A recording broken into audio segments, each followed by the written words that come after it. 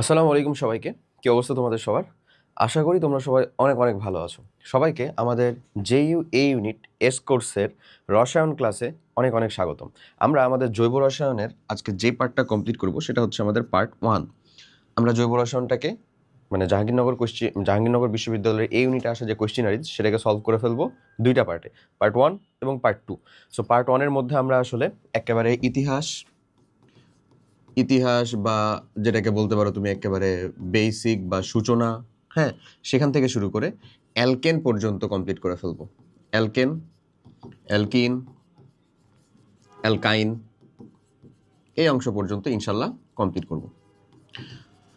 So তোমাদের সাথে পুরো ক্লাস জুড়ে আমি থাকবো আশিকুল ইসলাম খান ভাইয়া, পড়াশোনা করতেছি ঢাকা ইউনিভার্সিটিতে। চলো তাহলে শুরু করি। আমরা যখন কোনো একটা কোয়েশ্চেন ব্যাংক সলভ করা শুরু করি, হ্যাঁ, তখন অবভিয়াসলি টাইপ ওয়াইজ তো করবই। বিশেষ করে আমাদের টার্গেট হচ্ছে ওই কোয়েশ্চেনের বিকৃতি এবং বিচ্যুতি সহ যেই ধরনের কোয়েশ্চেনারিজ আসতে পারে ওটার বেসিক কনসেপ্টটা কী ছিল এবং সেটার সাথে সম্পর্কিত আর কী কী কনসেপ্ট আসে সব কিছু ঠিক মতন শিখে ফেলা। ঠিক আছে, চলো শুরু করি। প্রথমে আমাদের যেটা টাইপ 1 আমরা শুরু করতে চলেছি সেটা হচ্ছে আমাদের দেখো তো জৈব যৌগের সূচনা, সংকরণ, সমগোত্রীয় শ্রেণী, এই যাবতীয় রিলেটেড সূচনা থেকে শুরু করে। ওকে, যদি আমরা শুরু করি, চলো আমরা প্রথম একটা কোয়েশ্চেন দেখি। কোনটি বিষমচাক্রিক, আমাদের যে জৈব রসায়নের প্রকারভেদ রয়েছে, বিষমচাক্রিক অ্যারোমেটিক যৌগ। আচ্ছা, বিষমচক্রিক যে জিনিসটা, এটার মানে বোঝাচ্ছে একটা বেসিক কনসেপ্ট, এটার ভিতরে প্রায় প্যাঁচ লাগায় রাখো তোমরা, আমরা ভিতরেও লাগতো আর কি। বিষমচাক্রিক মানে চক্র গঠনে, ভালো করে বুঝো জিনিসটা, এটা বিষমচাক্রিক অ্যারোমেটিক হোক অ্যালিফেটিক হোক যেটাই হোক না কেন, তুমি মাথায় রাখবা চক্র গঠনে কার্বন ছাড়াও অন্য কেউ থাকলে সেটাকে আমরা কি বলি ভাই? বিষমচাক্রিক। আমি উদাহরণ দিচ্ছি, নো ইস্যুস। সো বিষমচাক্রিকের ক্ষেত্রে হতে পারে দুই ধরনের কনসেপ্ট, এক হতে পারে বিষমচাক্রিক অ্যারোমেটিক, এক হতে পারে বিষমচাক্রিক অ্যালিফেটিক। বিষমচাক্রিক অ্যারোমেটিকের ক্ষেত্রে আমাদেরকে কাকে কাকে পড়া লাগে আমি সেটাও বলে দিচ্ছি। বিষমচাক্রিক অ্যারোমেটিক বিষমচাক্রিক অ্যারোমেটিক যৌগ যদি আমি পড়ি, তাহলে প্রথমে তোমাকে পড়তে হবে ভাই এই পাবলিকটাকে। এর নাম হচ্ছে কি বলতো? পিরিডিন। এর নাম হচ্ছে ভাইয়া, হ্যাঁ, এর নাম হলো ভাইয়া পিরিডিন। কি নাম বলতেছি? পিরিডিন, ক্ষার জাতীয় একটা পদার্থ। আচ্ছা, তারপরে তুমি পড়বা হচ্ছে মেইনলি, এটা হচ্ছে ফিউরান। এরই চাচাতো ভাই আছে, জাস্ট এখানে যদি সালফার হয়ে যায় তাহলে সেটাকে আমরা বলি হচ্ছে ভাইয়া থায়োফিন। কি বলি? থায়োফিন। চারটা মোটামুটিভাবে জানলেই হয়, থায়োফিন। দেখো তো এখানে যে চক্রটা গঠন করতেছে, চক্রের গঠনে নাইট্রোজেন আলাদাভাবে ভূমিকা পালন করছে না, চক্র গঠনে অক্সিজেন আলাদাভাবে ভূমিকা পালন করছে না, সালফার ছাড়া কি চক্র গঠন হইতো না। আচ্ছা, তারপরে একটা হচ্ছে পাইরল।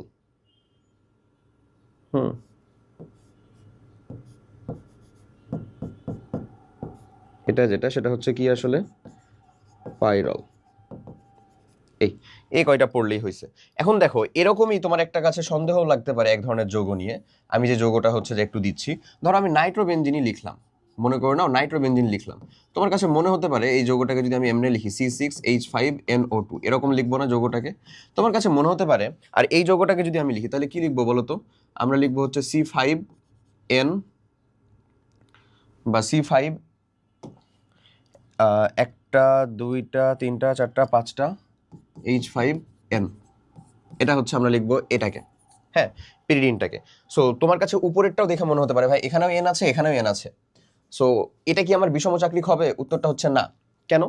কারণ ওখানে নাইট্রোজেন আছে ঠিক আছে, অক্সিজেনও আছে ঠিক আছে, সেগুলো আমরা সবকিছুই মানলাম, ওদের উপস্থিতি থাকলেই আমরা সেটাকে বিষমচাক্রিক বলি না। আমি এই জন্য আলাদাভাবে লিখে দিছি এই সঙ্গটা, যে চক্র গঠনে যদি কার্বনের সাথে অন্য কেউ যুক্ত হয় তবেই কেবলমাত্র আমরা তাকে বিষমচাক্রিক বলবো। ঠিক আছে? বিষমচাক্রিক অ্যারোমেটিকের উদাহরণটাতে তুমি কয়েকটা দিয়ে রাখতে পারো, মানে স্টার দিয়ে রাখতে পারো। আমি তোমাকে বললাম এটা তুমি মিলাই নিও, কতবার করে আসবে খালি জাস্ট মিলাই নিও, বুঝছো? এটাতে কয়েকটা স্টার, 5 স্টার দিয়ে রাখো রীতিমতো। আর এরপরে যদি আমি তোমাকে বলি যে বিষমচাক্রিক অ্যালিফেটিক, এটা যে কোনোটাই হইতে পারে, আমি তোমাকে জাস্ট উদাহরণটা বুঝাই দিই। বিষমচাক্রিক অ্যালিফেটিক বা যেটাকে বিষমচাক্রিক অ্যালিফেটিক বা সেটাকে অ্যালিসাইক্লিকও বলা হয়, এই জিনিসটা কেমন? জিনিসটা হচ্ছে ধরে নাও যে অক্সিজেন CH2 CH2 এটা এটা কি ওই যে ইপক্সি ইথেনের মতন, এটা হচ্ছে একটা ইপক্সি ইথেন। দেখো এখানে যে চক্রটা গঠন হয়েছে, চক্রটা আসলে কোনটা? এটা না? এখানকার চক্রটা কি? এই যে এই চক্রটা, এটা না? এই চক্রটা গঠনে আমার অক্সিজেন কাজে লাগতেছে না, অক্সিজেন মিলেই তো চক্রটা গঠন হয়েছে। যদি আমি এই যৌগটাকে এমন লিখতাম CH2 CH2 CHOH, এমন লিখলে এটা কি আদৌ কিছু মিন করতো, আদৌ কিছু হইতো? এমন লিখলে টু বি অনেস্ট উত্তরটা হচ্ছে না। এমন লিখলে এটা আদৌ কিছু মিন করে না, বুঝছো? মানে আদৌ কিছু মিন করে না বলতে এটা কোনো আমাদের না, এই বিষমচাক্রিক যৌগ না, বিষমচাক্রিক অ্যালিফেটিক যৌগ না। চক্র গঠনে কি অক্সিজেনটা কাজ করছে? উত্তরটা হচ্ছে না। বুঝা গেছে জিনিস? এই হচ্ছে আলাপ। তাহলে আমরা বিষমচাক্রিক অ্যারোমেটিক যৌগ যখন আমাকে বলছে, দেখো তো সাইক্লোপ্রোপেনটা যদি আমি তোমাকে লিখতে বলি, তাহলে এই যে এটাই কি সাইক্লোপ্রোপেন না? প্রোপিনও তো বলে নাই, প্রোপেন মানে সবগুলো একক বন্ধন দিয়ে, এটাই তো সাইক্লোপ্রোপেন। এটা তো অ্যারোমেটিকই না, ফার্স্ট অফ অল বিষমচাক্রিক তো না। বেনজিন তো একটা জাস্ট অ্যারোমেটিক যৌগ, বিষমচাক্রিক তো না। চক্র গঠনে অন্য কেউ আছে না? পিরিডিন আছে না? রাইট আনসার হচ্ছে পিরিডিন। এই কোয়েশ্চেনটা কত? এই ইউনিটের 24-25 সেশনের। তুমি যে বলো বা আমরা যে বলি যে আসলে জিনিস থেকে আসলে রিপিটেড হয় না, এটা তো সঠিক উত্তর। এটা দেখো 23-24 সেশনে আমি এই কোয়েশ্চেনটাতে একটু পরে যাচ্ছি। 23-24 সেশনে আমি তোমাকে আরেকটা কোয়েশ্চেন দিব। দেখো 23-24 সেশনে এর পরের কোয়েশ্চেনটাই যেটা ছিল, কি বলতেছে? কোনটি বিষমচাক্রিক বা হেটারোসাইক্লিক অ্যারোমেটিক যৌগ? তোমার বেলা এমন আসতে পারে কোনটি নয়, ওখানে তিনটাই ধরো হচ্ছে অ্যারোমেটিক যৌগ বিষমচাক্রিক দেওয়া আছে, একটা নয়ের উদাহরণ দেওয়া আছে। সো কোয়েশ্চেন ব্যাংক সলভিং এর জায়গাটা হচ্ছে এখানে, মজাটা হচ্ছে এখানে, বুঝাটা হচ্ছে এখানে, যে ওর প্যাটার্নটা ধরতে পারা, যে উনি কোন ধরনের কোয়েশ্চেন করতে মেনলি পছন্দ করে। এটার উত্তর কি হবে? পিরিডিন হবে না? এটার উত্তরের জন্য আমাকে কি আবার নতুনভাবে দেখা লাগবে? উত্তরটা হচ্ছে না, পিরিডিন। ওকে, সো তাহলে আমরা যেটা ছেড়ে আসলাম, চলো সেটাকে সলভ করি। সেটা হচ্ছে এই কোয়েশ্চেনটা। এই একটা যৌগ, এই যৌগে বলেছে আমাদের অণুতে যথাক্রমে সিগমা ও পাই বন্ধনের সংখ্যা কত? আমি তোমাকে কিছু ট্রিক্সও শিখাই দিব। হ্যাঁ, কিছু ট্রিক্স শিখাই দিব সিগমা বন্ধন নির্ণয় করার জন্য। পাই বন্ধন নির্ণয় করার জন্য আসলে যৌগের স্ট্রাকচার ছাড়া পসিবল না, বাট সিগমা বন্ধন আর পাই বন্ধনটা সম্ভব না এমন না। তুমি যদি আসলে যৌগমূলকগুলোকে চিনো বা হচ্ছে ধরো কি বলে এটাকে, যে কার্যকারী মূলকগুলোকে চিনো, ওদের বন্ধন সম্পর্কে আইডিয়া থাকে, তাহলে আবার খুব সহজ। যেমন আমি যেটা বলতেছি CH3CN, এই একটা যৌগ। এটা কেমন একটা যৌগ বলো তো? এই যৌগটা হচ্ছে একটা অবভিয়াসলি আমাদের জন্য অ্যালিফেটিক যৌগ। মুক্ত শিকল নাকি বদ্ধ শিকল? মুক্ত শিকল যৌগ না? মুক্ত শিকল যৌগ। সো আমরা এখানে বলবো হচ্ছে অ্যালিফেটিক যৌগে, হ্যাঁ অ্যালিফেটিক যৌগে সিগমা বন্ধন সংখ্যা, অ্যালিফেটিক যৌগের সিগমা বন্ধন সংখ্যা ইজ ইকুয়ালস টু, ভালো করে বুঝো, অ্যালিফেটিক যৌগের সিগমা বন্ধন সংখ্যা ইজ ইকুয়ালস টু পরমাণু -1।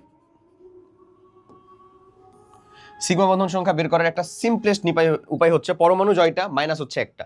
এটা একটা অ্যালিফেটিক যৌগ আমরা বললাম। এখানে পরমাণু আমার কয়টা বলো তো? এখানে আমার পরমাণু হচ্ছে ভাইয়া 6টা, -1, তার মানে কয়টা আমার? 5টা। তাহলে 5টা হলে আমাদের রাইট অ্যান্সার হয় এটা হবে, না হয় এটা হবে। সঠিক উত্তরটা আসলে এটা হবে, কারণ কারণ কারণ হচ্ছে এখানে পাই বন্ধনটা তো আমরা কাউন্টে নিব, পাই বন্ধনটা কাউন্টে নিলেই সঠিক উত্তরটা বের হয়ে চলে আসে। কেমন? দেখো একটা মানে যে কোনো দুইটা মৌলের মধ্যে পাই বন্ধন সর্বোচ্চ কয়টা হতে পারে বলো তো? 2টা হতে পারে। মানে সমযোজী বন্ধন সর্বোচ্চ 3টা হতে পারে। সমযোজী বন্ধন যদি একটা হয় সেটা কি হবে? সিগমা বন্ধন হবে। সমযোজী বন্ধন যদি একটার সাথে মানে সমযোজী বন্ধন 2টা হলে একটা সিগমা একটা পাই হবে। সমযোজী বন্ধন সর্বনিম্ন একটা হবে, প্রথমে যে বন্ধনটা হবে সেটাও পাই বন্ধন মানে সরি সিগমা বন্ধন হবে। জিনিসটা বুঝছো কি বলছি? সমযোজী বন্ধনের মধ্যে কে কে আছে? সিগমা বন্ধন আর পাই বন্ধন, সিগমা বন্ধন আর পাই বন্ধন, এমন না? আচ্ছা, তা আমি যেটা বললাম সেটা হচ্ছে যে সমযোজী বন্ধন দুইটা মৌলের মধ্যে যদি সমযোজী বন্ধন একটা হয় সেটা সিগমা বন্ধন, একাধিক হলে একটা সিগমা বন্ধন মাস্ট, বাকিগুলা পাই বন্ধন। সমযোজী বন্ধন সর্বপ্রথম যেটা তৈরি হয় সেটা হচ্ছে সিগমা বন্ধন, এবং একটাই সর্বপ্রথম তৈরি হবে এবং একটাই তৈরি হবে, এর বেশি সিগমা বন্ধন দুইটা মৌলের মধ্যে তৈরি হওয়া সম্ভব না। ঠিক আছে, দেখো এরপরে যদি আমি সি কে নেই, তারপরে ট্রিপল বন্ড এন, এটা হচ্ছে তার বন্ধনটা। তাহলে এখানে তুমি এবার খুঁজে বের করো দেখি, এই যে এই একটা সিগমা 1 2 3 4 4টা আর একটা 5টা সিগমা বন্ধন পাইছিল অলরেডি। পাই কোনটা? এই যে এটা একটা পাই, এটা একটা পাই, তাহলে পাই কয়টা? 2টা। রাইট অ্যান্সার 5 আর 2। অ্যালিফেটিক যৌগের জন্য এটা। অ্যারোমেটিক যৌগ যদি হয় এটা, অ্যারোমেটিক যৌগ, এটা খালি সিগমা বন্ধন নির্ণয় করার উপায়, বুঝছো? অ্যারোমেটিক যৌগ, অ্যারোমেটিক যৌগ যদি হয় তখন এটা কেমন হয়? সিগমা বন্ধন সংখ্যা ইজ ইকুয়ালস টু জাস্ট পরমাণু সংখ্যা, আর কিচ্ছু না, বুঝছো? সিগমা বন্ধন সংখ্যাটা কি? জাস্ট পরমাণু সংখ্যাটার সমান। যেমন উদাহরণ দিই, বেনজিন C6H6, এটা একটা বেনজিন। এই বেনজিনের মধ্যে আমাদের কয়টা সিগমা বন্ধন রয়েছে, কয়টা পাই বন্ধন রয়েছে? তাহলে সিগমা বন্ধনটা কি হবে বলো তো? এটা তো খুব সহজ, পরমাণু সংখ্যা মানে কয়টা? 12টা। 6 6 কত হয় রে? 12 না? দেখো আমি যদি এটা কমপ্লিট করি তাহলে দেখো,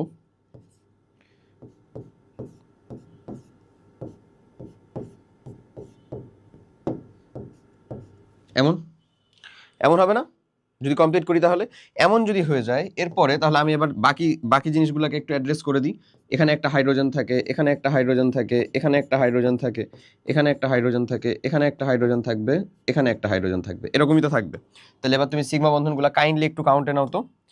1 2 3 4 5 6 7 8 9 10 11 12, 12টা সিগমা বন্ধন। পাই কোনটা? এই যে প্রত্যেকটা ডাবল বন্ডের একটা করে পাই, তাহলে 12টা হচ্ছে সিগমা বন্ধন, আর পাই বন্ধন কয়টা? 3টা। পারি? হোপসো পারবো। ঠিক আছে, তাহলে এই জিনিসপাতিগুলো যদি সহজেও করতে চাও তাহলে শর্টকাট দিয়েও হবে, তুমি যদি একটু ভেঙে করতে চাও তাও পারবা, কোনো ইস্যু হবে না। ডান, ওকে। 5-2। চলো নেক্সট কোশ্চেনের দিকে যাই, এটা তো হইলই আমাদের। নেক্সটটা, সাইক্লোহেক্সেন কোন ধরনের যৌগ? সাইক্লোহেক্সেন বলেই দিছে, সাইক্লোহেক্সেন। সাইক্লোহেক্সেনটা কি জানো? C6H12 actually. হ্যাঁ, এটা কেমনে হয়? দেখো দেখাই, CH2 সিঙ্গেল বন্ড CH2, এটাকে তোমার মনে হতে পারে এটা বেনজিনের ভাই, বলতে পারো তুমি। এখানে কোনো বিশেষ ধরনের অসম্পৃক্ততা নাই, এটা হচ্ছে সাইক্লোহেক্সেন। এটা তাহলে কোন ধরনের যৌগ বলো তো? এটা অবশ্যই একটা অ্যালিফেটিক যৌগ বা অ্যালিসাইক্লিক যৌগ, সাইক্লিক যৌগ। কিন্তু এটা কি অ্যারোমেটিক? না। কি? অ্যালিসাইক্লিক যৌগ। তাহলে এটাকে বলতে পারো তুমি হচ্ছে মানে সুসমচাক্রিক অ্যালিফেটিক যৌগ, সুসমচাক্রিক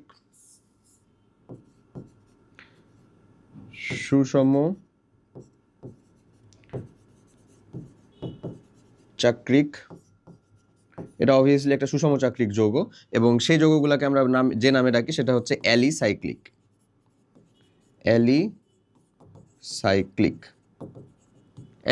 কোথায় আছে সেটা? এই যে অ্যালিসাইক্লিক। রাইট আনসারটা কি হবে? এই, ডান। বেনজিন অণুতে সিগমা ও পাই বন্ধনের সংখ্যা কয়টি? করা লাগবে আবার, অ্যারোমেটিক যৌগ না? বেনজিন C6H6, বেনজিন, পাই সিগমা কয়টা? পরমাণু সংখ্যা 6 + 6, টোটালে 12। পাই কয়টা? 3টা যেহেতু এই যে 3টা যেহেতু ডাবল বন্ড, প্রত্যেকটা ডাবল বন্ড মানে একটা পাই বন্ধন, তাহলে কত আমাদের? 12 আর 3। ওকে, নেক্সট, কোনটি হেটারোসাইক্লিক অ্যালিফেটিক যৌগ? দেখো তো কতবার এই কোশ্চেনটা আসছে, আগের বছর মানে তার আগের বছরও ভাই। কি বলবো। হ্যাঁ, আচ্ছা, তাহলে কোনটা হেটারোসাইক্লিক অ্যালিফেটিক যৌগ? একটু চেঞ্জ করে দিছে না? হেটারোসাইক্লিক অ্যালিফেটিক, এই জিনিসটা বুঝো। Aliphatic, not aromatic. অ্যারোমেটিক তুমি কাকে চিন্তা? মানে তুমি চিন্তা হচ্ছে পিরিডিন, তুমি চিনো হচ্ছে যে থায়োফিন, তুমি চিনো হচ্ছে আমাদের এই ফিউরান, তুমি চিনো আমাদের পাইরল, এই 3টাকে চিনো। তাহলে ও 3টা বাদ, ফিউরান, থায়োফিন, পিরিডিন, পাইরল থাকলে পাইরল ছিল, ওই 3টা কি হবে? বাদ। এগুলো তো হেটারোসাইক্লিক অ্যারোমেটিক যৌগ, অ্যারোমেটিক। তাহলে আমাকে তো চাইছে অ্যালিফেটিক, সেটাকে এই যে ইথিলিন অক্সাইড যৌগটা কোনটা? এই যে ও CH2O, এটা হচ্ছে আমাদের সেই ইথিলিন অক্সাইড যৌগটা। এটা কি আমাদের ওই অ্যারোমেটিক যৌগ কোনো? উত্তরটা হচ্ছে না। এই, তারপরে নিচের কোনটি জৈব যৌগ নয়? আচ্ছা, জৈব যৌগ নয় এই জিনিসটা কেমনে আমরা বের করব? জিনিসটা হচ্ছে যে কার্বন ছাড়া জৈব যৌগ হওয়া সম্ভব না। কার্বন ছাড়া মানে একটা জৈব যৌগ ধরো, বাট কার্বন না, এটা পসিবল না। জৈব যৌগ,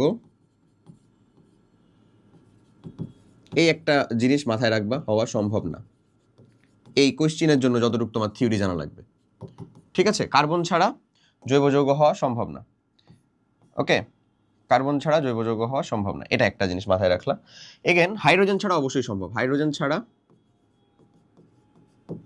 জৈব যৌগ সম্ভব, হ্যাঁ। এবং হাইড্রোজেন ছাড়া যে জৈব যৌগগুলো সম্ভব সেগুলাকে একটু কাইন্ডলি তুমি লিখো।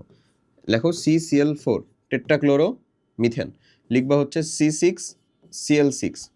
এটা হচ্ছে আসলে মানে বেনজিন থেকে 6টা হাইড্রোজেনকে অপসারণ করা হয়েছে, ব্যাপারটা এরকম, হ্যাঁ। এটা হচ্ছে C6Cl6, এই জিনিসটাই ছিল হচ্ছে আমাদের ওই যে গ্যামাক্সিন। তারপরে হচ্ছে যে C6Cl6, ওকে। তারপরে এটা তুমি লিখলা, আর পরে যদি আরো লিখো তাহলে যে দেখো CCl3NO2, এটা হচ্ছে ক্লোরোপিক্রিন, এটা হচ্ছে কাঁদুনে গ্যাস ভাইয়া, ক্লোরোপিক্রিন বা এটাকে বলতেছি আমরা টিয়ার গ্যাস বা কাঁদুনে গ্যাস, টিয়ার গ্যাস। আরও আছে কিছু।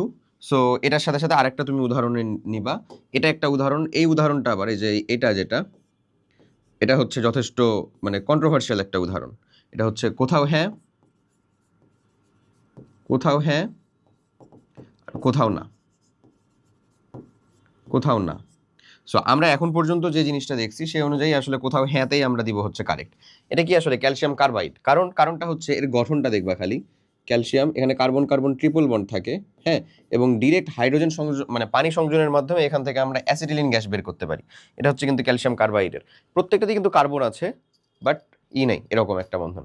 ওকে, সো আমরা যদি আসলে এদের দিকে এখন লক্ষ্য করে তাকাই, এটা আমাদের জৈব যৌগ, হ্যাঁ, আমরা অপশন টেস্টের মাধ্যমে উত্তরটা দিতে পারবো। ফর্মালডিহাইড, এটা আমাদের জৈব যৌগ, হ্যাঁ অবশ্যই এটা জৈব যৌগ। এটা মিথানলটা আমাদের তো একটা অ্যালডিহাইড মানে শ্রেণীরই, একটা সমগোত্রী শ্রেণীরই উদাহরণ। HCN, এটা কি আমার জৈব যৌগ? তুমি হচ্ছে যে ধরো নিউট্রাল, মানে হ্যাঁও বুঝতেছো না নাও বুঝতেছো না। মিথানল, এটা কি জৈব যৌগ না? অ্যালকোহল শ্রেণীর। তাহলে তিনটাই তো জৈব যৌগ পেয়ে যাচ্ছ, তাহলে জৈব যৌগ না কোনটা? একমাত্র HCN। এবং আজকে থেকে তুমি জেনে গেলা যে HCN আসলে একটা জৈব যৌগ না, এবং আসলে এটা না, এটা হচ্ছে সায়ানিক অ্যাসিড। সায়ানিক অ্যাসিড, এটা একটা অজৈব দুর্বল অ্যাসিড। এটা জৈব রসায়নে কাজে লাগে, বিক্রিয়া করে আমরা কার্বক্সিলেশন বিক্রিয়ার মাধ্যমে কার্বন সংখ্যা বাড়াইতে পারি, এই যে হাইড্রোজেন সায়ানাইডের উপস্থিতিতে পটাশিয়াম সায়ানাইড যোগ করে।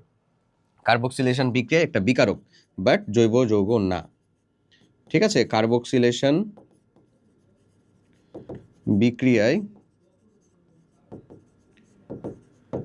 এক বিকারক হিসেবে ব্যবহার হয় এটা, এই বাসের পরিচয়। ডান, ঠিক আছে। তারপর রাইট আনসারটা হচ্ছে ওই। নেক্সট, কোন যৌগটি বিষমচাক্রিক অ্যারোমেটিক যৌগ? বিষমচাক্রিক এবং বলছে এখানে অ্যারোমেটিক, এটাও কিন্তু তার আগের সেশনে আসা, বুঝতেছো জিনিসটা? তাহলে এই জিনিসটা কি হবে? পিরিডিন। ওকে, পরেরটা, নিচের কোনটি বিষমচাক্রিক যৌগ? ক্ষুধা, আর কত ভাই, আর কত, তাই না? আর কত? আচ্ছা, এরপরে চলে যাব আমরা আমাদের সেকেন্ড মোস্ট ইম্পর্টেন্ট একটা টপিক, সেটা হচ্ছে কার্যকরীমূলক এবং নামকরণ। খুবই গুরুত্বপূর্ণ, অ্যাটলিস্ট নামকরণটা। ওরা মাঝে মধ্যে একটু প্যাচ দেয় নামকরণে, বাট ইউপ্যাকের কনসেপ্টটা যদি তোমার জানা থাকে, বিলিভ মি, এটা আহামরি কঠিন কিচ্ছু না, ঠিক আছে। চলো ডিরেক্ট হচ্ছে তোমাকে সলভ করে দেখাই আমি। এই একটা যৌগ দিছে, এই যৌগটার আমরা ইউপ্যাক নামকরণ করব। তুমি যখন প্রিলিমিনারি নামকরণ করতেছো, মানে মনে হচ্ছে এখনো এক্সপার্টিস এতটা বেশি পরিমাণে আসে নাই, তখন আমি তোমাকে পার্সোনালি বলবো তুমি মুখে মুখে নামকরণ করতে যেও না, একটু জাস্ট সেটাকে ভিজুয়ালাইজ করার চেষ্টা করো। ধরো এটাকে যদি আমি ভাঙি, তাহলে তুমি তো খাতায় লিখতে পারবা না, বাট তুমি অ্যাটলিস্ট বুঝতে পারবা এটা তো আমার CH3 এরকম টাইপের লিখতে পারি। এখানে ধরে নিলাম আমরা কিচ্ছু নাই, পারি না, তো ওইরকম করেই তুমি একটু লেখার চেষ্টা করবা, ঠিক আছে। CH2OH, এই যৌগটাতে অ্যালকিন গ্রুপও আছে, আবার হচ্ছে অ্যালকোহলীয় গ্রুপও আছে। কে হবে আমার ফাংশনাল গ্রুপ? অবশ্যই অ্যালকোহলীয় গ্রুপ। তাহলে কাউন্ট হবে অবশ্যই এদিক থেকে 1 2 3, 3 কার্বন যুক্ত। এখানে একটা প্রিফিক্স যুক্ত হয়েছে, তাহলে প্রিফিক্সটা কত নাম্বারে? আমাদের 2 নাম্বারে। তাহলে আমরা বলবো কি, আর তো কোনো প্রিফিক্স নাই, 2 মিথাইল, আমরা সবগুলা মধ্যখানে দিতে চাচ্ছি, হ্যাঁ। 2 মিথাইল, তারপরে তুমি এখানে কি দিবা? 3 কার্বন যুক্ত একটা অ্যালকিনের অ্যালকোহল, 3 কার্বন যুক্ত যেহেতু, তার মানে প্রোপ, তারপরে আগে যেটা ফাংশনাল গ্রুপ না সেটা দাও। ফাংশনাল গ্রুপ না কে? অ্যালকিনটা, প্রোপ 2 ইন, তারপরে 1 অল। এটা হবে হচ্ছে তোমার একেবারে অ্যাপ্রোপ্রিয়েট এবং সব থেকে অ্যাকসেপ্টেবল নাম। এছাড়াও তুমি একটা কাজ করতে পারো, 2 প্রোপিন অন অল, মানে 2 প্রোপিন 1 অল, এমন দিতে পারো, ঠিক আছে। মানে আমি কি করলাম, 2 নাম্বার পজিশনটাকে আগে উল্লেখ করে দিছি। এটা কোনো আহামরি মানে প্রবলেমেটিক কোনো ইস্যু না, এটা করতেই পারে, বাট সব থেকে বেটার অ্যাপ্রোচ হচ্ছে এইটা, ঠিক আছে। সো এটা আসলে দেখো 2 মিথাইল 2 প্রোপিন 1 অল, হ্যাঁ, এটা একটা অ্যাপ্রোচ, রাইট আনসার। অ্যালকাইলের alcohol, methyl vinyl, 2 methyl 1 propene 3 ol না, এই যে এখানে তোমার একটা সন্দেহজনক উত্তর দিছে। তুমি যদি আসলে অ্যালকিনকে প্রায়োরিটি বেশি দিতা তাহলে এটাই তোমার 1 নাম্বার কার্বন হইতো। এখানে কিন্তু এটা ভুল করার জন্য একেবারে দিয়ে রাখছে, বাট এটা হবে না, কারণ তুমি ফাংশনাল গ্রুপের প্রায়োরিটি লিস্ট অনুযায়ী জানো যে অ্যালকোহল আর অ্যালকিন দুইজন উপস্থিত থাকলে কে কাজ করবে? অ্যালকোহল কাজ করবে অবশ্যই। ডান। এই একটা যৌগ, এই যৌগটাতে প্রথমে দেখে মনে হতে পারে আয় হায় এটা কি, বাট টু বি অনেস্ট এটা কিচ্ছু না, এটা হচ্ছে একটা ডাল ভাত রীতি মতন। এখানে কয়টা, সরি, এই কার্বনেই তো এই 3টা গ্রুপ যুক্ত, তাই না? তাহলে CH3 CH3 CH3, এই না কথা। অ্যালডিহাইড এবং অ্যাসিডের ক্ষেত্রে সবথেকে সুবিধাজনক যে বিষয়টা সেটা হচ্ছে ওই ফাংশনাল গ্রুপটাই 1 নাম্বার কার্বন হবে, আর দুনিয়া যেদিকে যাবে যাক। তাহলে ও যদি 1 হয়, এ যদি 2 হয়, এ যদি 3 হয়, আর কোনো দিক থেকে কাউন্ট করলে কি তুমি সর্বোচ্চ সংখ্যক কার্বন বের করতে পারবা না। তাহলে 2 নম্বরে আমার 2টা প্রিফিক্স আছে, 2টা সাবচেন আছে 2 নাম্বার কার্বনে। সেই 2টা সাবচেনকে আগে আমরা উল্লেখ করে ফেলি। তাহলে আমরা বলবো কি 2,2 ডাইমিথাইল 2,2 ডাইমিথাইল, হ্যাঁ, 3 কার্বন যুক্ত একটা অ্যালডিহাইড, 3 কার্বন যুক্ত একটা অ্যালডিহাইড মানে কি? প্রোপানল। আর কিছু দরকার আছে এখানে? নাই। সো রাইট আনসারটা আমার এটাই, 2,2 ডাইমিথাইল প্রোপানল।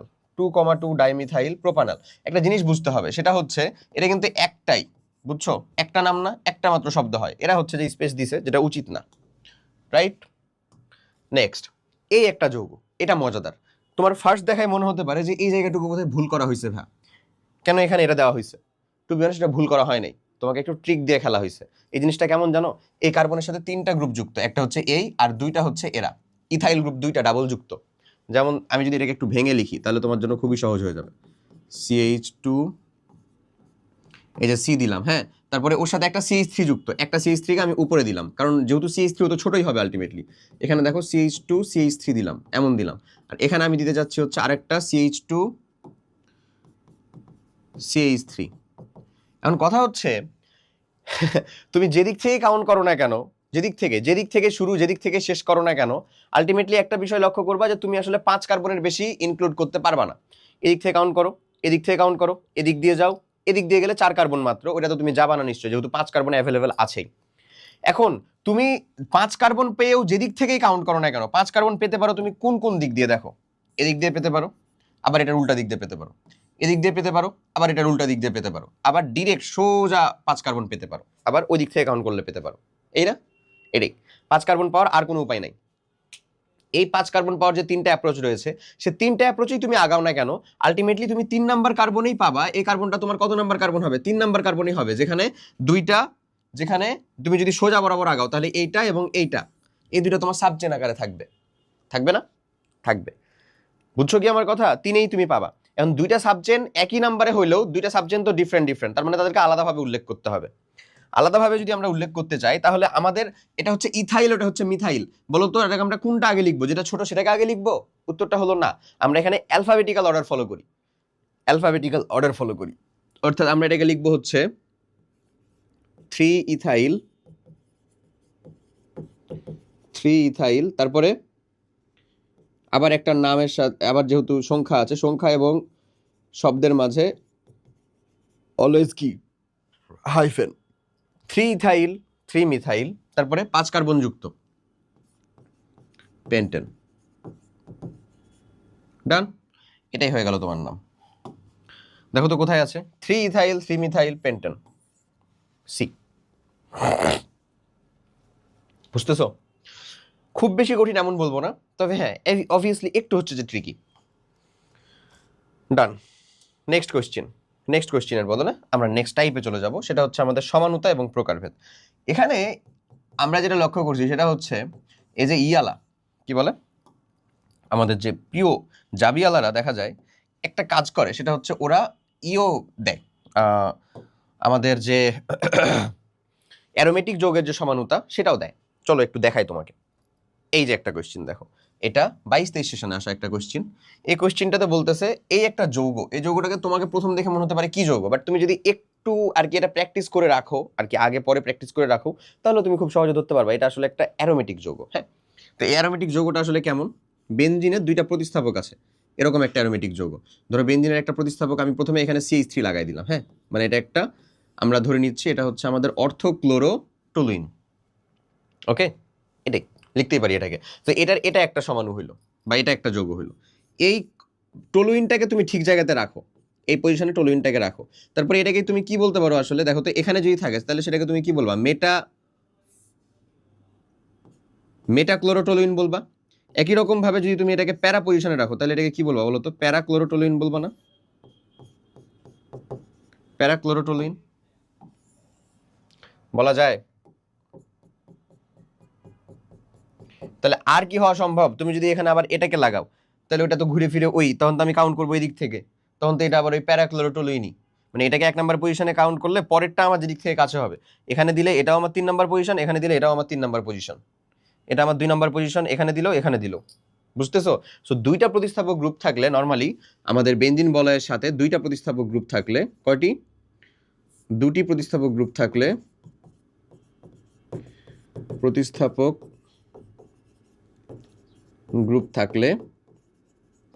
দুটি প্রতিস্থাপক গ্রুপ থাকলে আমাদের হয় কয়টা? সমাণু হবে হচ্ছে 3টা। সমাণু কয়টা হয়? 3টা হয়। কিভাবে? এই যে আমাদের অর্থ, প্যারা আর মেটা। তার মানে রাইট আনসারটা কি? 3। ওকে, নেক্সট। গ্লুকোজ অণুতে কয়টি কাইরাল কেন্দ্র রয়েছে? কাইরাল কেন্দ্র জিনিসটা কি, বা কাইরাল কার্বন জিনিসটা কি? অপ্রতিসম কার্বন বা কাইরাল কেন্দ্র, কাইরাল কেন্দ্র বা অপ্রতিসম কার্বন। অপ্রতিসম কার্বন জিনিসটা কি আমরা বুঝি? অবশ্যই বোঝার কথা, খুবই বেসিক জিনিস যেহেতু। তারপর আমি একটু বলে দিব। কার্বনের 4টা যোজ্যতা বা 4টি হাত বা 4টি যোজনী, যাই বলো না কেন, 4টা যোজনী, 4টি যোজ্যতা, 4টা হাত, যাই বলো তুমি, 4টি যোজনী, 4টি ভিন্ন ভিন্ন একযোজী গ্রুপ দ্বারা পূর্ণ থাকলে সেটাকে আমরা কাইরাল কেন্দ্র বলি। একযোজী হইতে হবে এবং 4টাই ভিন্ন হইতে হবে। যেমন যেটা আমাদের ইয়ার ক্ষেত্রে হয়, অ্যালকোহলের মানে যে গ্লুকোজের ক্ষেত্রে হয়, সি সি সি সি, 3 2 5 আর একে সি। ধরো এরকম লিখলাম। এখানে দেখো OH H OH H OH H OH H। এখানে দেখো, লক্ষ্য করো, এই যে কার্বনটা, এখানে কিন্তু এই যে পুরাটা ওই কার্বনের জন্য এই পুরাটা হচ্ছে একটা গ্রুপ, এই কার্বনের জন্য এই পুরাটা একটা গ্রুপ, যেটা কিন্তু যোজ্যতা 1, সেটা ঠিক আছে, একটা ফিল আপ হয়েছে। OH একটা যোজ্যতা, এটাও একযোজী এবং ভিন্ন, অবশ্যই ভিন্ন। এই পুরাটা আর OH কি এক নাকি? নিশ্চয়ই না। বাট হাইড্রোজেন 2টা সেম হয়ে গেছে, 4টা তো তাহলে একযোজী হইল না। তার মানে এই কার্বনটা আমাদের কাইরাল কার্বন না।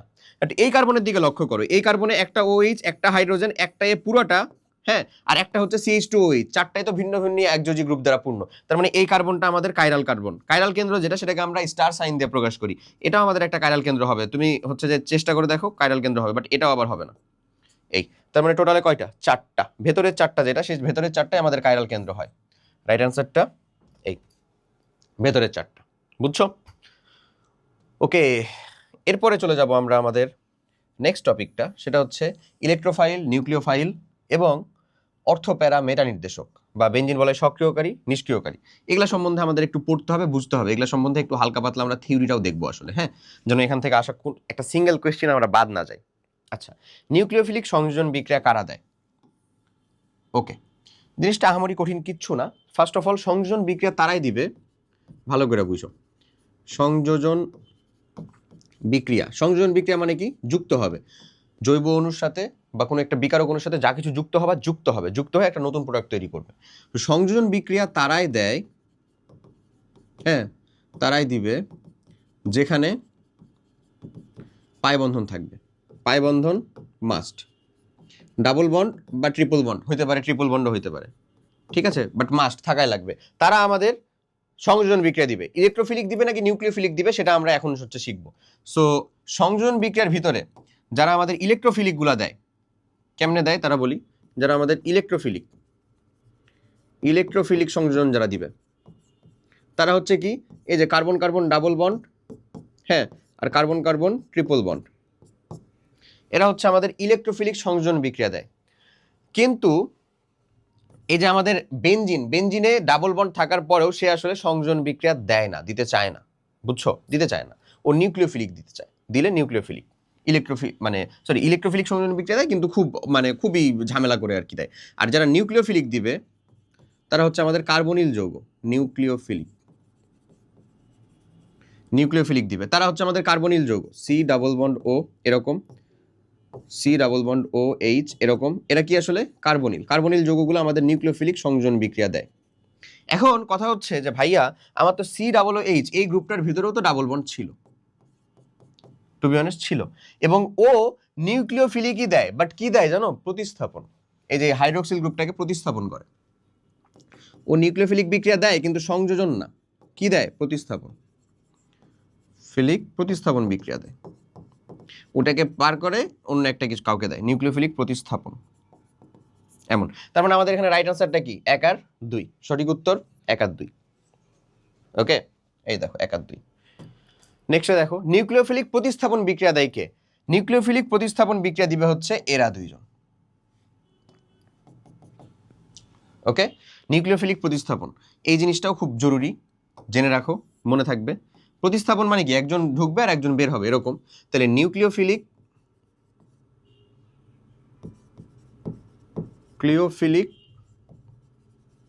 ইলেকট্রোফিলিক।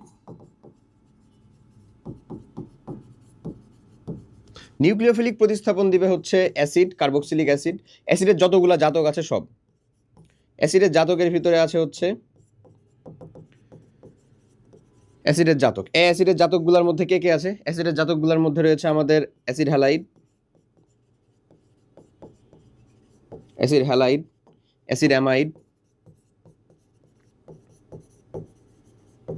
অ্যাসিড অ্যামাইড দুইটা, তারপরে হচ্ছে অ্যাস্টার, অ্যাসিড অ্যানহাইড্রাইড।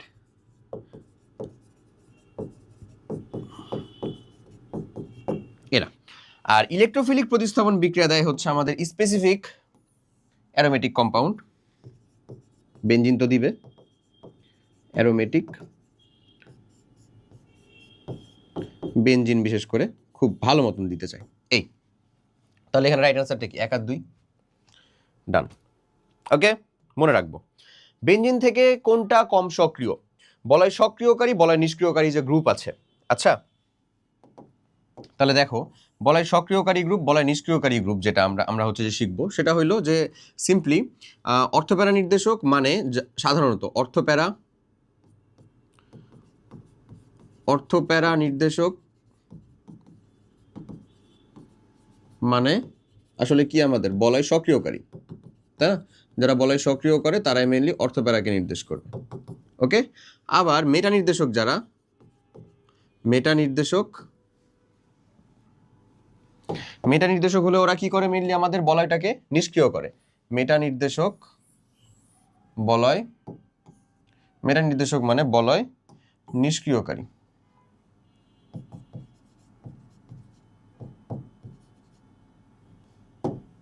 মেটা নির্দেশক মানে বলয় নিষ্ক্রিয়কারী। ক্লিয়ার কি না? ওকে, এখন আমি যদি এই জিনিসটাই তোমাকে বুঝাই একটা সিম্পলেস্ট নিয়ম দিয়ে, কোনটা আমার অর্থপ্যারা এবং কোনটা আমার মেটা নির্দেশককারী, এই জিনিসটা শিখে রাখবা XY ফর্মুলা দিয়ে।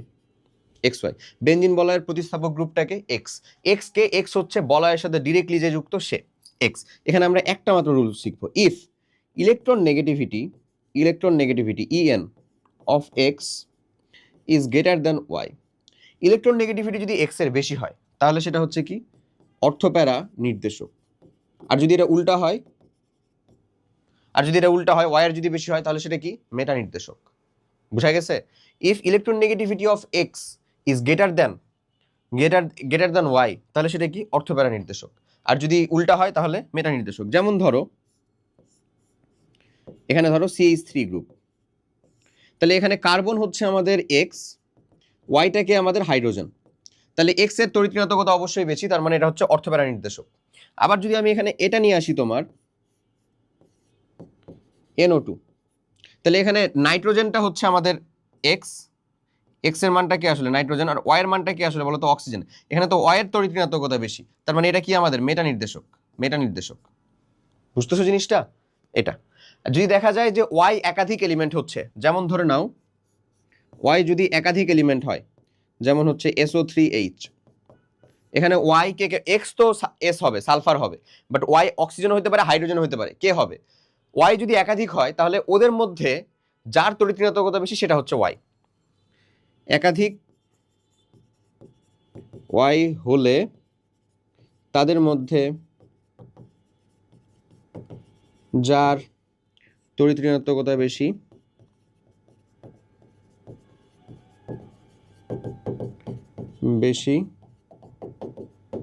তা ওয়াই। ঠিক আছে, একাধিক, তার মানে এখানে ওয়াই কে ও, এবং এটাও আমাদের মেটা নির্দেশক। সো আমি যদি এখন ওই কনসেপ্টে যাই, এটা আমাদের টলুইন, এটা আমাদের ফেনল, টলুইনও অর্থপ্যারা, ফেনলও অর্থপ্যারা, কেমনে বের করে দেখো, এটা এক্স এটা ওয়াই, এ অর্থপ্যারা, এ মেটা, তার মানে রাইট অ্যান্সারটা কি? কম সক্রিয় মানে নিষ্ক্রিয়কারী গ্রুপটাকে এই মেটা নির্দেশককারী। ডান না? ডান। নেক্সট যদি দেখাই, বেনজিন বলয় সক্রিয়কারী গ্রুপ কোনটা? দেখো এখানে এই গ্রুপটাতে এক্স হচ্ছে কার্বন, ওয়াই হচ্ছে কে? অক্সিজেন, তার মানে এটাও আমাদের কি হবে? মেটা নির্দেশকারী। এখানেও দেখো কার্বন হচ্ছে এক্স, অক্সিজেন হচ্ছে আমাদের ওয়াই, এটা কি হচ্ছে? মেটা নির্দেশকারী, সেম টু সেম, এটাও মেটা। একমাত্র এই জায়গার ভিতরে যদি লক্ষ্য করো তাহলে তুমি দেখতে পাবা যে এখানে এই যে দেখো NH CH3, তাহলে এখানে হচ্ছে আমাদের এক্স কে নাইট্রোজেন, আর ওয়াই এদের ভিতরে সব থেকে তড়িৎ ঋণাত্মকতা কার বেশি? কার্বনের। তাহলে এই গ্রুপটা আমাদের কি হচ্ছে? মেটা নির্দেশকারী হচ্ছে না? এটা হচ্ছে একটা 2 ডিগ্রি অ্যামিনো গ্রুপ। ডান। সক্রিয়কারীমূলক বা যেটা আমাদের অর্থপ্যারা নির্দেশকারী সেটাকে 2 ডিগ্রি অ্যামিন গ্রুপ। ডান। একটা ফর্মুলা শিখছো, সবগুলো ইনশাল্লাহ হয়ে যাবে। এবার বলতেছে ইলেকট্রোফাইল এবং নিউক্লিওফাইল কোনটা। চলো এটার একটু থিওরিটা ভালো করে বুঝে নি, একটু ভালো করে শিখে নি, এটা খুব জরুরি কিন্তু। ইলেকট্রোফাইল, নিউক্লিওফাইল, এই ফাইল শব্দটার অর্থ কি ভাই বলো তো? জানো? ফাইল শব্দটার অর্থ হচ্ছে ইলেকট্রোফাইল, নিউক্লিওফাইল। ফাইল শব্দটার অর্থ হচ্ছে ভাই আকর্ষী। ইলেকট্রোফাইল মানে যে ইলেকট্রন আকর্ষণ করে, নিউক্লিওফাইল মানে যে নিউক্লিয়াস আকর্ষণ করে বা ইলেকট্রন বিকর্ষণ করে, বা ইলেকট্রোফাইল মানে যে ইলেকট্রন কেড়ে নিতে চায়, নিউক্লিওফাইল মানে হচ্ছে যে ইলেকট্রন দান করে দিতে চায়। সিম্পলি এরকম ভাবে তুমি সেটাকে শিখতে পারো। ঠিক আছে? সো আমরা এদের প্রত্যেকটারই আরো বেশ কিছু বৈশিষ্ট্য আছে, ওই বৈশিষ্ট্যগুলো একটু শিখতে হবে, ধরতে হবে। যেমন ইলেকট্রোফাইলের আরো কিছু বৈশিষ্ট্য যদি আমি বলি, তাহলে এটা কি আসলে ইলেকট্রন আকর্ষী, ইলেকট্রন আকর্ষী এমন বলবো এটাকে। হ্যাঁ, এটাকে আমরা কি বলবো বলতো? নিউক্লিয়াস আকর্ষী, নিউক্লিয়াস আকর্ষী। হ্যাঁ, তাহলে এ আসলে আমাদের কি করবে? ইলেকট্রন দান করে, সরি দান আবার ভুলি, আকর্ষী মানে কি? ইলেকট্রন গ্রহণ করে। ও আমাদের কি করবে বলতো? ইলেকট্রন দান করে। এ তো আমাদের ইলেকট্রন গ্রহণ করে, তার মানে এটা নিউট্রালও হতে পারে বা নিরপেক্ষ হতে পারে। নিরপেক্ষ মানে ওর কাছে অলরেডি নাই, অথবা ধনাত্মক চার্জযুক্ত বা পজিটিভ চার্জযুক্ত। কিন্তু এটা কি নেগেটিভ চার্জযুক্ত হতে পারে? নেগেটিভ চার্জযুক্ত মানে কি? ওর কাছে তো অলরেডি ইলেকট্রন আছে। আবার এই যে নিউক্লিওফাইল, সেটা কি হতে পারে? নিরপেক্ষ হতে পারে অথবা নেগেটিভ চার্জযুক্ত হতে পারে। এটা কি ধনাত্মক চার্জযুক্ত হতে পারে, যে ওর কাছে আমার অলরেডি পজিটিভ চার্জ, আবার আমি আরো বেশি ইলেকট্রন ত্যাগ করতেছি? এরকম তো হতে পারে না। পজিটিভ চার্জ মানে কি? আমি তো ইলেকট্রন ত্যাগ করেই পজিটিভ চার্জ হয়েছি। তাহলে নিরপেক্ষ বা নেগেটিভ চার্জযুক্ত এমন হইতে পারে, নিরপেক্ষ বা নেগেটিভ চার্জযুক্ত। ডান? ওকে, 3টা করে তুমি লিখলা, আরো কিছু লিখো, আরো জিনিসপাতি লিখবা হচ্ছে এরকম। এ যদি নিরপেক্ষ হয় এবং ওর কাছে যদি আসলে ইলেকট্রন গ্রহণ করার মতন ক্ষমতা থাকে, তার মানে কি? তার অষ্টক অসম্পূর্ণ, তাই না? অষ্টক কেন্দ্রীয় মৌলের আসলে অষ্টক অসম্পূর্ণ থাকে। আর এটাতে তুমি বলতে পারো যে অষ্টক পূর্ণ বা সম্প্রসারিত থাকে। পূর্ণ এবং লন পেয়ার ইলেকট্রন থাকে, ওই লন পেয়ার ইলেকট্রনই তো দিতে পারবে, লন পেয়ার ইলেকট্রন থাকে। তাহলে যে আমার একজোড়া লন পেয়ার ইলেকট্রন নেয় তাকে আমরা কি বলি আসলে? লুইস অ্যাসিড বলি না? তার মানে লুইস অ্যাসিড প্রত্যেকটা কিন্তু এক একটা ইলেকট্রোফাইল। আর যে আমাদের লন পেয়ার ইলেকট্রন দিতে পারে তাকে আমরা কি বলি আসলে? লুইস তত্ত্ব অনুযায়ী লুইস ক্ষার। চলো কিছু উদাহরণ দেখি তো। উদাহরণ যদি দেখি আমরা, তাহলে প্রথম উদাহরণ দিব হচ্ছে ধরো আমরা BF3, হ্যাঁ, তারপরে আমরা দিব হচ্ছে আমাদের AlCl3। এগুলা কিন্তু দেখো একজোড়া মানে ইলেকট্রন নিতে পারবে কেন্দ্রীয় মৌলে, ঠিক আছে। তারপর আমরা দিতে পারি হচ্ছে ভাই আমাদের H প্লাস, এরপরে তুমি দাও হচ্ছে আমাদের যতগুলা কার্বোক্যাটায়ন আছে তারা, কার্বোক্যাটায়ন মানে কি ওই যে ওই 1 ডিগ্রি 2 ডিগ্রি 3 ডিগ্রি যেগুলো আছে সবগুলোর কথাই বলতেছি আমি। এটা 1 ডিগ্রি একটা লিখলাম, ধরো এটা 0 ডিগ্রি আসলে সবগুলা, ওটা কি একজোড়া ইলেকট্রন নিতে পারে না? নিতে পারে। ওকে, এই তো BF3 LCl3 H প্লাস কার্বোক্যাটায়নগুলা এই তো। আচ্ছা, লুইস ক্ষার কারা? অ্যামোনিয়া, পানি, হ্যাঁ, তারপরে হচ্ছে এই যে অ্যালকোহল গ্রুপযুক্ত যারা আছে সবগুলাই, তারপর হচ্ছে অ্যামিনো গ্রুপযুক্ত যারা আছে তারা, এটা সবাই কি আমাদের লুইস ক্ষার হিসেবে কাজ করতে পারে না? কারণ এদের কাছে তো লন পেয়ার ইলেকট্রন অলরেডি আছে, এত লন পেয়ার ইলেকট্রন দিতে পারবে। আর কিছু চার্জযুক্ত এরকম পাবলিককে দেখো, সায়ানাইড, হাইড্রোক্সিল, এই যে মাইনাস চার্জযুক্ত, অথবা কার্বোনিয়াম আয়ন, যেগুলা কার্বোনিয়াম আয়ন, তো অনেক উদাহরণ লিখে ফেলছো। এই থিওরিটিকে যদি তোমার জানা থাকে, তুমি কি একটা সিঙ্গেল কোনো কোশ্চেন আটকাবা? ইনশাল্লাহ উত্তরটা হচ্ছে না, ইনশাল্লাহ আটকাবা না। ওকে, চলো উত্তর দেখি। নিচের কোনটি ইলেকট্রোফাইল? একেবারে ডাইরেক্ট, একে দেখো, একে দেখো, একে দেখো, এটা সবাই কি তুমি নিউক্লিওফাইলের ভিতরে লিখছো না? ওকে, এরকম কোশ্চেন কিন্তু আরো কিছু পাবা। নিচের কোনটি ইলেকট্রোফাইল? ফসফেনিয়ার কাছে লন পেয়ার ইলেকট্রন আছে, যেহেতু নাইট্রোজেনের অ্যামোনিয়ার কাছে ছিল, তার মানে তো তুমি ছিল, বুঝছো। অক্সিজেনের এখানে 2টা লন পেয়ার ইলেকট্রন থাকে, BF3 এর কাছে লন পেয়ার ইলেকট্রন নাই, তার মানে রাইট আনসারটা এই, অ্যামোনিয়ার কাছে তো আছেই। উদাহরণে লিখলা, একটু আগে শিখলা তুমি উদাহরণে। ডান। এরপরে আমাদের আজকের লেকচারের একেবারে ভেরি লাস্ট টপিক, সেটা হচ্ছে আমাদের অ্যালকেন, অ্যালকিন, অ্যালকাইন এবং পলিমারকরণ রিলেটেড যাবতীয় আলোচনা। চলো শুরু করি। এখানে আমরা বিক্রিয়া যেগুলো দেখবো একটু এক্সপোজার আকারে দেখবো। পড়ো তো প্রথম বিক্রিয়াটা কি বলতেছে। এখানে বলে যে আমাদের একটা অ্যালকাইল হ্যালাইড, এর সাথে আমরা পটাশিয়াম হাইড্রোক্সাইডের অ্যালকোহলীয় সলিউশন দিচ্ছি। এই যে জিনিসটা একেবারে খুব বেশি ম্যাটার করে, অ্যালকোহলীয় সলিউশন দিচ্ছি, এখানে এক্স তৈরি হচ্ছে। এক্স যৌগটা কি? এটা রিসেন্ট ইয়ারে আসা একটা কোয়েশ্চেন। সো তুমি মাথায় রাখবে, একটা অ্যালকাইল হ্যালাইডের সাথে অ্যালকাইল হ্যালাইডের সাথে ধাতব হাইড্রোক্সাইডের 2টার বিক্রিয়া হয়, একটা হচ্ছে অ্যালকোহলীয় সলিউশন, একটা হচ্ছে অ্যাকোয়াস সলিউশন। অ্যালকাইল এবং 2 ক্ষেত্রে 2টা প্রোডাক্ট, ডিফারেন্ট প্রোডাক্ট হবে হ্যালাইডের সাথে ধাতব হাইড্রোক্সাইড, মানে ধাতব না, একেবারে ডিরেক্টলি আমি উল্লেখ করে দিই, সোডিয়াম হাইড্রোক্সাইড বা পটাশিয়াম হাইড্রোক্সাইড এর বিক্রিয়া। দেখো অ্যালকাইল হ্যালাইডটা আমি লিখতেছি, হ্যাঁ, CH3 CH CH2Br এমনি লিখলাম একেবারে। এই অ্যালকাইল হ্যালাইডটার সাথে আমি বিক্রিয়া করাবো এখন কার? এই অ্যালকাইল হ্যালাইডটার সাথে আমি এখন বিক্রিয়া করাবো আমাদের দুজনের বিক্রিয়া করাতে যাচ্ছি আমি বেসিক্যালি।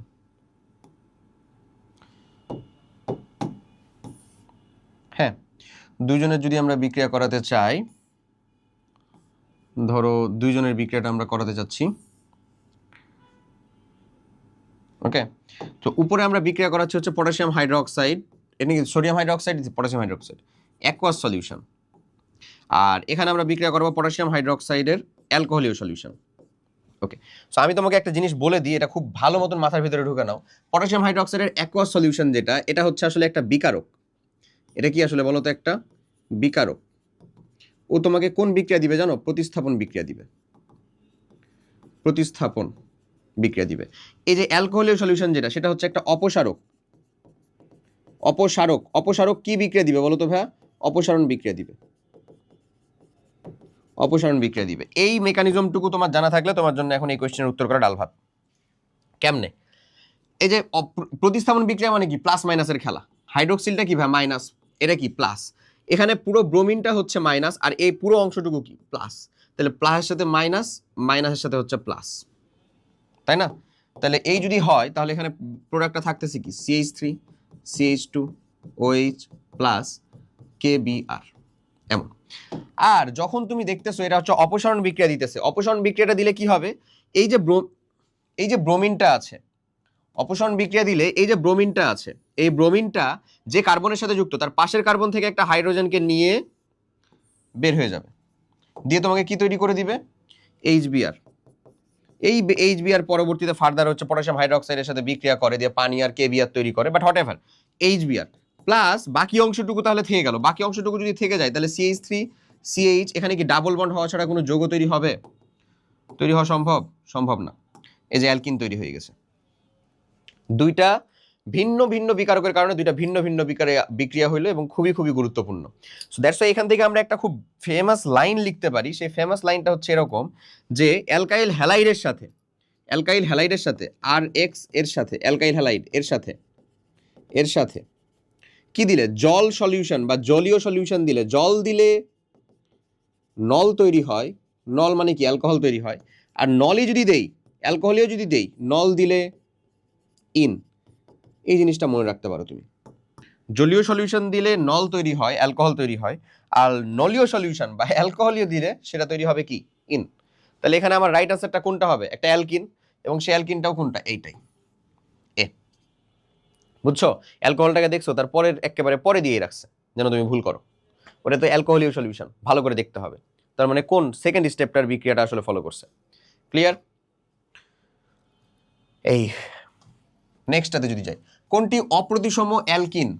অপ্রতিসম অ্যালকিন দেখার হচ্ছে যে দুইটা উপায় ফলো করতে পারো। এক প্রথম যে উপায় সেটা হচ্ছে অপ্রতিসম অ্যালকিন বলে দিচ্ছে তোমাকে, সেটা হচ্ছে ডাবল বন্ড এর দুই পাশের কার্বনে, ডাবল বন্ডের দুই পাশের কার্বনে সমান সংখ্যক হাইড্রোজেন না থাকলে,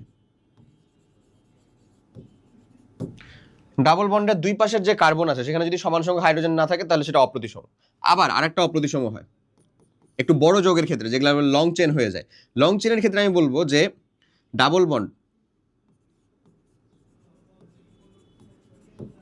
এই যে ডাবল বন্ড আছে, এই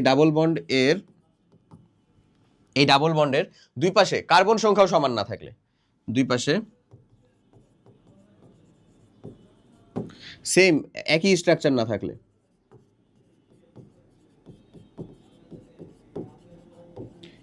ডাবল বন্ডের দুই পাশে একই স্ট্রাকচার না থাকলে, ঠিক আছে? এই দুইটা দিয়ে ফলো করতে পারো।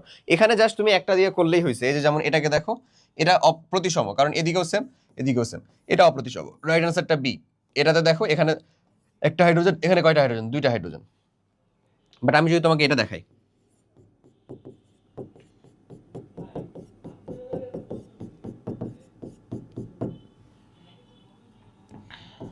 দেখো এই যৌগটাকে যদি দেখো, এটাও কিন্তু একটা অপ্রতিসম, এটা কিন্তু প্রতিসম না। তোমার কাছে মনে হতে পারে যে ভাইয়া এখানে তো হাইড্রোজেন সংখ্যা সেম দিয়েই শুধু হয় না, যে যৌগগুলো বড় হওয়া শুরু করবে সেই যৌগগুলোর ক্ষেত্রে আমাকে পুরো স্ট্রাকচারে যেতে হবে। এদিকে আর এদিকে কি সেম না। আমি যদি ধরো এই যৌগটা থেকে আমি তোমাকে সিম্পলি বুঝাই দিই, যেহেতু এতটুকু লিখলামই, ধরো CH3 CH2 CHOH CH2 CH3, এই যে যৌগটা মানে একটা প্রোডাক্ট এরকম হওয়া উচিত। হ্যাঁ, পানি যোগ করলে CHOH CH2 CH2 CH3, এটা দেখো আমি জাস্ট কি করি, এর সাথে যদি তুমি আসলে পানি যুক্ত করো H আর OH যুক্ত হইতেছে, তাহলে H একবার এখানে যুক্ত করলে একটা প্রোডাক্ট হবে, এখানে যুক্ত করলে কিন্তু একটা প্রোডাক্ট হবে। H কে তুমি এই 2 নম্বরে যুক্ত করলে একটা প্রোডাক্ট আসতেছে, 3 নম্বরে যুক্ত করলে আলাদা প্রোডাক্ট আসতেছে। দেখছো, একটাতে আসবে হচ্ছে যে আমাদের পেন্টানল 3, একটাতে আসবে পেন্টানল 2। অবভিয়াসলি দুইটা আলাদা প্রোডাক্ট, হাইড্রোজেন সংখ্যা একই হওয়া সত্ত্বেও দুইটা আলাদা প্রোডাক্ট আসতে পারে। সো এই দুইটা দিয়ে তুমি মাথায় রাখবা। তাহলে রাইট আনসার এখানে এত কঠিন দিবে না বা প্রয়োজন দিবে না, তুমি জাস্ট এটা দিয়ে করলেও পারবা, হাইড্রোজেন সংখ্যা দিয়ে কাউন্ট করলেও পারবা। রাইট আনসারটা কি? বি। ওকে, নেক্সটটাই যদি যাই, পরের কোশ্চেনটাতে বলতেছে এই একটা যৌগটিকে ওজোনালাইসিস করলে নিচের কোনটি উৎপন্ন হয়? কিচ্ছু না, জাস্ট সিম্পলি এখান থেকে হচ্ছে যে এদিকে একটা কম্পাউন্ড অ্যালডিহাইড কম্পাউন্ড, এদিকে একটা অ্যালডিহাইড কম্পাউন্ড, যেহেতু কোনো ফাংশনাল গ্রুপ নাই তাহলে হচ্ছে ডিরেক্ট মানে ডাবল বন্ড যুক্ত এরকম সহজ দিবে না আসলে। দেখো এই যে এটা তৈরি হবে, এটা তৈরি হবে, ওই দিক থেকেও তো এটাই তৈরি হচ্ছে, ফর্মাল মানে ইথানল তৈরি হবে। রাইট আনসারটা হচ্ছে এ। বরঞ্চ এটা সম্ভাবনা রয়েছে রিভার্স ওজোনালাইসিস তোমাকে দিচ্ছে, ঠিক আছে? যেমন আমি তোমাকে দেখাই, CH3 CH double bond CH3, এই জন্যই কিন্তু সহজ দেওয়া, বুঝছো, যে এত বেশি পেঁচাবে না। তাই রিভার্স ওজোনালাইসিসের মেকানিজম আমি বুঝাই দিচ্ছি, কোনো ইস্যু না, খুবই সহজ জিনিস। যেমন প্লাস রিভার্স ওজোনালাইসিসের মেকানিজম আমি বুঝাই দিচ্ছি, আরামসে বুঝতে পারবা, আশা করি কোনো ইস্যু হবে না। জিনিসটা হইলো তুমি যখন এর সাথে ওজন বিক্রিয়া করবা, সো ওজন বিক্রিয়া করে CCl4 এর উপস্থিতিতে, হ্যাঁ এবং ওজন সব থেকে বেশি বিক্রিয়া করবে যেখানে সব থেকে বেশি বন্ধন আছে, আর ওজন এট এ টাইমে দুইটা বন্ধনকে ভাঙতে পারে। ওজন এরকম একটা ঘরবাড়ি তৈরি করবে। ওকে, এখন এই বিক্রিয়ার ভিতরে যখন তুমি আসলে জিঙ্ক, একটা প্রতিস্থাপক জিঙ্ক দিবা এবং পানি দিবা, তখন যে ঘটনাটা ঘটবে, চ্যানেল আই তৈরি হবে, এটুকু কেটে যাবে, এটুকু কেটে যাবে, এটা দিয়ে বের হয়ে যাবে। এই যে এই উপরেরটাকু বললাম, এটা হচ্ছে জিঙ্ক, এই অক্সিজেনটাকে নিয়ে বের হয়ে যাবে। তাহলে ও তৈরি করতেছে মনে করেন জিঙ্ক অক্সাইড, এ পার্ট থেকে যদি একটা যৌগ তৈরি হয় সেটা কি থাকে, CH3CHO, হ্যাঁ, প্লাস আবার ওই পার্ট থেকে আরেকটা যৌগ হলে কি তৈরি হবে, CH3CHO। এই তো সহজ সহজ উত্তর, ডিরেক্ট এটা করে দিতে পারলাম। ওই দিক থেকে একটা, কারণ এটা থেকে একটা। আমি তোমাকে বলবো যে আরেকটা জিনিস একটু মাথায় রাখবা, তাহলে তোমার জন্য খুব বেশি উপকার হবে, যে এখান থেকে খালি যে কার্বনিল যৌগ অ্যালডিহাইডই তৈরি হতে পারে না এমন না, কিটোনও তৈরি হতে পারে। কিটোন কখন তৈরি হবে, কিটোন এই ওজনীকরণ থেকে কিটোন তৈরি হতে পারে যদি যদি দ্বিবন্ধন যুক্ত কার্বনে শাখা শিকল থাকে, না থাকলে কখনোই তৈরি হবে না, শাখা শিকল থাকে। দ্বিবন্ধনযুক্ত কার্বনে যদি শাখা শিকল থাকে তবেই কেবলমাত্র কি তৈরি হবে, কিটোন তৈরি হবে।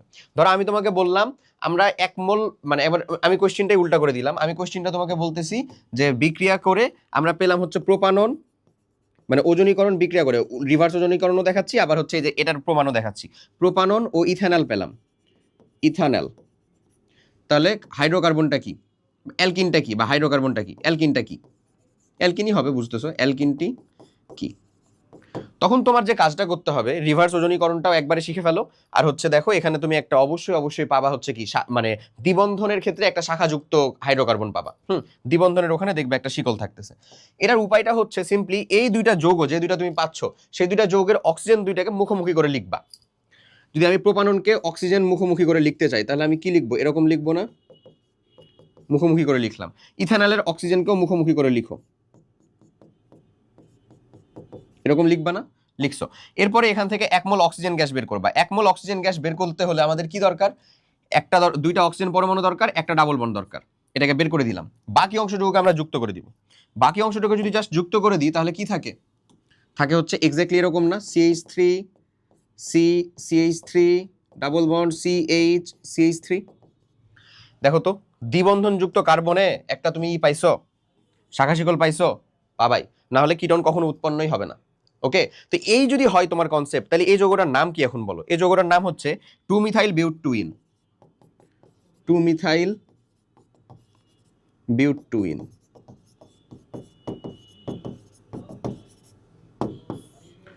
ডান, ক্লিয়ার, বোঝা যাচ্ছে, আশা করি পারবা। ডান, ওকে, ডান। নেক্সট কোশ্চেনের দিকে যাই। এই কোশ্চেনটা দেখো কি বলে, এই একটা যৌগ সোডিয়াম হাইড্রোক্সাইডের অ্যাকোয়াস সলিউশন, বলো তো অ্যালকোহল পাবা না, মাত্রই করাইছি না, ওয়াই তৈরি হবে। তাহলে এখান থেকে কি জাস্ট ওয়াই, প্রোপানল তৈরি হচ্ছে আমাদের। প্রোপানল কোথায় আছে, বিতে। দেখো কোশ্চেনটা বুঝো, ওটাই না, একটা অ্যালকাইল হ্যালাইড অ্যাকোয়াস সলিউশন দিয়ে বিক্রিয়া করাইছি, পটাশিয়াম হাইড্রোক্সাইড বা সোডিয়াম হাইড্রোক্সাইডের কি হবে, প্রতিস্থাপন বিক্রিয়া দিয়ে হবে, অ্যালকোহল তৈরি করবে। ডান। নেক্সটটা, এই একটা যৌগ, এই ক্ষেত্রে যৌগটির নাম কি, এটা আসলে মার্কনিকভ দিয়ে করবা তুমি, যেহেতু এখানে পার অক্সাইডের উপস্থিতি করে নাই, করছে মার্কনিকভ দিয়ে করবা। মার্কনিকভের হিসেবটা কি, CH3CH double bond CH2 plus হচ্ছে HBr। এই HBr দিয়েই বিক্রিয়া করে মার্কনিকভের অ্যান্টি মার্কনিকভ হতে পারতো যদি এখানে পারঅক্সাইড দিত, এখানে তো পারঅক্সাইড দেয় নাই। তাহলে এখান থেকে যে উৎপাদটা, সেটার উৎপাদের ক্ষেত্রে মাথায় রাখবা সিম্পলি একটা ফর্মুলা, এটা ওই মেকানিজম দিয়ে দিতে পারো, মেকানিজম দিলে 2 ডিগ্রি কার্বোক্যাটায়ন বেশি তৈরি হয়, সেজন্য তৈরি হয়, ওটা দিয়েও দিতে পারো, বাট আমরা বলবো হচ্ছে এই মেকানিজমটা খালি ফলো রাখবা। তেলা মাথায় তেল দেওয়া, তেলা মাথায় তেল দেওয়া, এই মেকানিজমটা জাস্ট ফরমেশনে রাখবা। তেলা মাথায় তেল দেওয়ার যদি মেকানিজমটা ফর্মুলেশনে রাখো তাহলে কি হবে, এটার মানে হচ্ছে যেখানে হাইড্রোজেন বেশি সেখানে হাইড্রোজেন যোগ। এটা করলেই আমাদের মেন প্রোডাক্ট আমরা পেয়ে যাই। তাহলে হাইড্রোজেন বেশি কোথায় আসলে, এখানে না, তাহলে হাইড্রোজেনটাকে এখানে, ব্রোমিনটাকে এখানে দাও, CH3CHBr CH3, এটা হচ্ছে তোমার মেজর প্রোডাক্ট, 90% এটাই তৈরি হবে। আর CH3CH2CH2Br এটা হবে হচ্ছে মাত্র 10%। ওকে, তাহলে এই যৌগটার নাম আমরা কি বলবো? 2 ব্রোমোপ্রোপেন। 2 ব্রোমোপ্রোপেন হবে হচ্ছে আমাদের মেন প্রোডাক্ট, যেহেতু একটাই প্রোডাক্টের কথা বলছে। ডান। নেক্সট, শিল্প কারখানায় রাসায়নিক বিক্রিয়ার মাধ্যমে কি তৈরি করা হয়? আচ্ছা, কি তৈরি করা হয়? প্লাস্টিক, অক্সিজেন, আকরিক, মরিচা। Obviously plastic. প্লাস্টিক বা যেটাকে আমরা বলি হচ্ছে আসলে আমাদের পলিমার, এই পলিমারটা কি? পলিথিন। এই হচ্ছে ডান। ওকে, ডান। ওকে, তারপরের কোয়েশ্চেন দেখো, নেক্সট কোয়েশ্চেন এবং লাস্ট কোয়েশ্চেন কি বলতেছে? আমাদের নিচের কোনটি জুট বিক্রিয়া দেয়? এটা অলরেডি আমি তোমাকে বলছি। জুট মানে কি ভাই? সংযোজন। সংযোজন। সংযোজন বিক্রিয়াটা কারা দিছিল? ডাবল বন্ড বা ট্রিপল বন্ড আলাদা না? তাহলে দেখো তো কোথায় ডাবল বন্ড বা ট্রিপল বন্ড আছে? এটা নিশ্চয়ই না, এটা কার্বন কার্বন ডাবল বন্ড অ্যালকিনকে বোঝাচ্ছে। রাইট অ্যান্সারটা কি? ডি। ডি। ডান। সো আমাদের জৈব রসায়ন পার্ট অনের যে অংশটুকু ছিল সেটা আসলে এখান থেকেই ডান। সো থ্যাংক ইউ যারা শেষ অবধি কমপ্লিট করলা, অ্যাকচুয়ালি থ্যাঙ্কস এ লট। ওকে, এখন তুমি এই জৈব রসায়ন থেকে তোমার JU এতে ডিতে যে ইউনিট তুমি পরীক্ষা দিতে চাচ্ছ, যত সকল কোয়েশ্চিন আছে আমরা যে কয়টা টাইপ করলাম সেই টাইপগুলোর ভিতরে চেষ্টা করো, পারবা ইনশাল্লাহ। অবশ্যই ইনশাল্লাহ পারবা। জাস্ট আমি একটা বলবো, এখানে একটা ইনফিনিট লুপের ভিতরে থাকবা, সেটা হচ্ছে যে নোট করবা, এই নোটটাকে প্র্যাকটিসে নিবা, হ্যাঁ, সেখানে এক্সাম দিবা, এই জিনিসটাকে হচ্ছে রিভিশনে নিবা। জৈব রসায়নের মূলমন্ত্র এটাই, আর কিচ্ছু না। ক্লিয়ার? সো এইভাবে যদি কমপ্লিট করো, ইনশাল্লাহ তুমি এখান থেকে একটা ভালো ফলাফল বের করে নিয়ে আসতে পারবে। সবাই অনেক ভালো থাকো, দেখা হবে নেক্সট লেকচারে। টিল দেন, আল্লাহ হাফেজ, আসসালামু আলাইকুম।